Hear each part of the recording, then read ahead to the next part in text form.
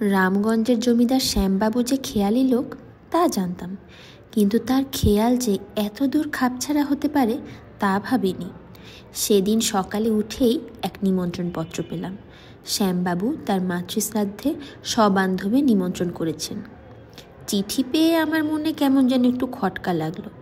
ভাবলাম, শ্যামবাবুর মায়ের অসুখ হলো, অথচ আমি একটা খবর পেলাম না। আমি হলাম এদিককার ডাক্তার। যাই হোক, নেমন্তন্ন যখন করেছে তখন যেতেই হবে। গেলাম। গিয়ে দেখি শ্যামবাবু গলায় কাঁচা নিয়ে সবাইকে অভ্যর্থনা করছেন।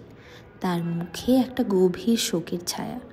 আমাকে দেখেই বললেন, আসুন ডাক্তারবাবু, আসতে আজ্ঞা হোক। 2-4 কথার পরে জিজ্ঞেস করলাম, ও আপনি শোনেননি বুঝি? আমার মা তো আমার ছেলেবেলাতেই মারা গেছে, তাকে আমার মনেও নেই। ইনি আমার আরেক মা, সত্যিকারের মা ছিলেন। ভদ্রলোকের গলা কাঁপতে লাগলো। আমি বললাম, কীরকম, কে তিনি? তিনি বললেন, আমার মঙ্গলা গাই।